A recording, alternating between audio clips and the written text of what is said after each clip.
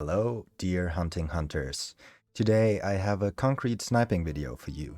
What does concrete sniping mean?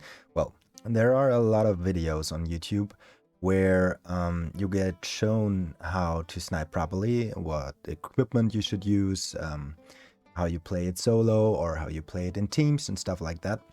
But in my opinion, you never get shown where exactly to snipe. So I'm gonna babble a little bit about how to snipe and hunt, but if you want to skip that, that's fine.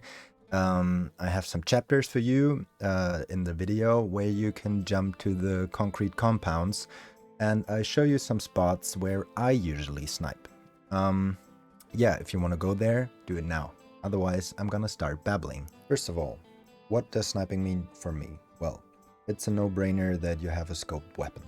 Any scoped weapon. Deadeye is not the best, of course, for the super long range, but it's still doable. So if you are into the Deadeye, go take it. And it means solo.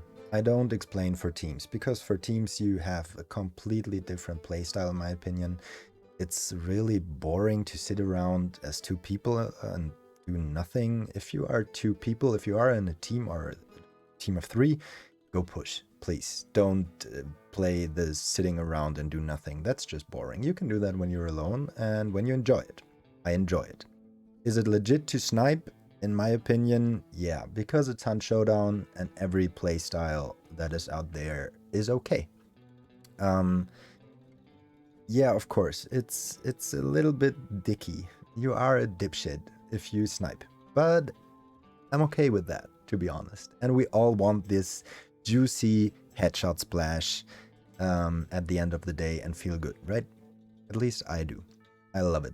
So that's why I snipe a lot solo with the Spark Sniper LLR mostly. But it's, as I said, your preference. For example, I don't like the Centennial Sniper or Marksman, but some people out there like it. And if you like it, go play it. It's fine. It doesn't really matter. If you click the head, your opponent is dead. So, what traits do you need? Well, my first and always go-to trait is fanning, because however you play, you can be the best sniper in the world. There will be in-game situations where you are getting pushed. And when you're getting pushed and you just have a long ammo one shot with the super long scope and a super slow shooting, low damage silenced Nagant, you lose. So with fanning, you have a good chance to actually win that. I'm not going to show you those clips because they are not sniping and they are not relevant for sniping points. But yeah, the first one to go is for me fanning. And after that, it completely depends on how you want to play. If you play the Sparks LLR, for example, you don't need the marksman or the sniper scope miss. You just don't need it because you never keep watching through that scope after your shot. You're busy reloading or you're busy running away. Depends. But if you play the Mosin, for example, you should take the sniper scope smith, because maybe you can get out that second follow-up shot, maybe even a third, but not often. And if your target's not dead after the third shot, you should run, because they are going to push you. And then you need fanning. Completely useless in my experience, but for FS Gaming, for example, has a sniper guide where he says he takes it, but in my experience is useless, is the steady aim. Steady aim makes no difference. Kicks in after a couple of seconds, I think like 5 seconds or something, then the sway stops, but it doesn't really. I feel no difference, to be honest. But if you're a console player, it might make a difference. I don't know that. I heard that on console, it's the difference. The next trade or traits I usually take are Greyhound and Determination. Why? Because as a sniper, you often have to run. So you get pushed, run. You want to follow someone to the extract because you missed a shot or something and they are running away from you. You're faster with Determination and with Greyhound. So yeah, those are the skills that are necessary in my opinion. And all the others, like Pack Mule, for example, well, if you are a sniper that wants to push sometimes, go Pack Mule, because you need those extra juicy consumables, right? Or if you are, I don't know, often in firefights as a sniper, like pang, pang, pang, pang, you might take frontiersman, for example, because you need more heal and you need physician and you need doctor. But that's up to you. If you are a bush Wookie just sitting around and shooting and then running away, you don't need anything, to be honest. You don't need, uh, you don't even need med packs.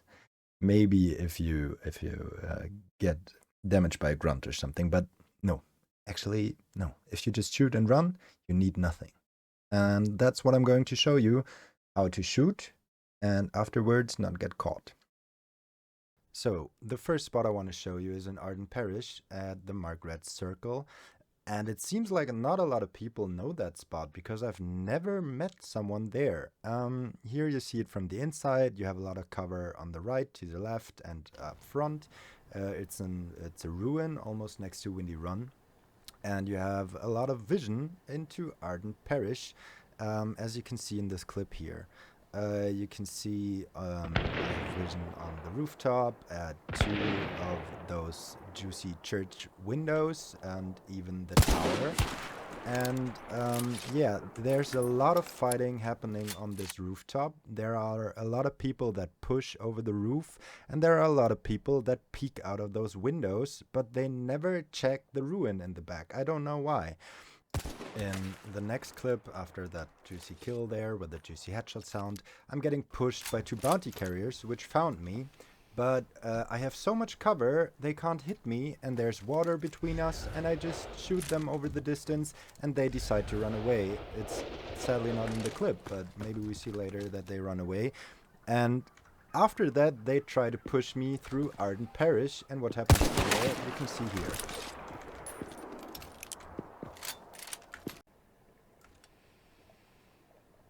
Well, they are obviously not the most experienced players, but now you have 2 options. You either kill the guy that gets revived and farm a juicy kill, or you kill the guy that revives his teammate and play it safe. Here I decide to play it safe because it already was a really good round. The next spot I want to show you is a little bit more known. You see from now and then a sniper there.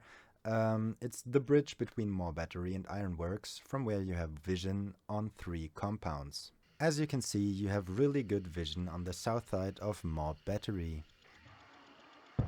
I decide to be a little dickhead here and disturb the boss fight with a juicy headshot kill.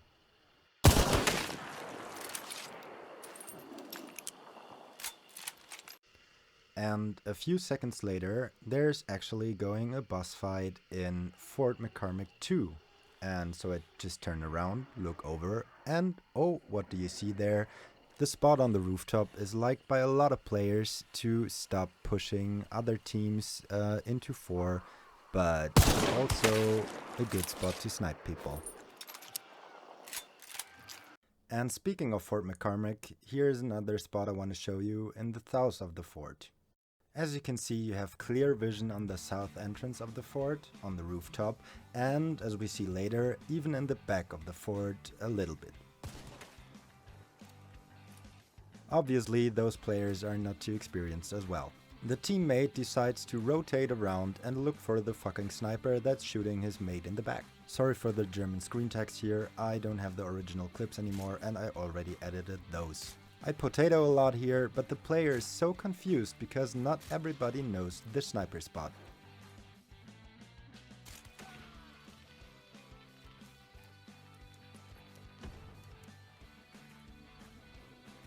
Well, let's stop here for a second and look at the spot exactly.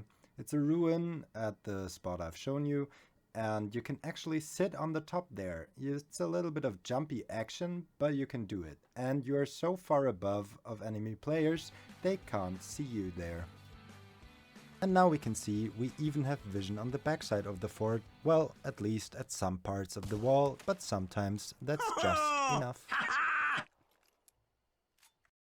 And in this last clip I want to show you why the obvious sniper spots are not always the best option. we are watching my brother looking at Blanchett and the church tower. Happy. Oh, a headshot. Well, so much to the, let's say, medium sniper points, because a lot of snipers know these points, obviously, but not a lot of players, and not a lot of unexperienced players till, let's say, medium experienced players. And you are hidden there, but only so far, because experienced players know these spots, and now you do. But let me know what you thought, because I have many more, let's say, more secret spots for sniping. I can show you, I can present to you, and I can share with you. So you guys can be filthy dicks like me, but let's be honest, we just enjoy this juicy headshot sound just too much, right? But so much for today, and a good hunt to you all. Nice.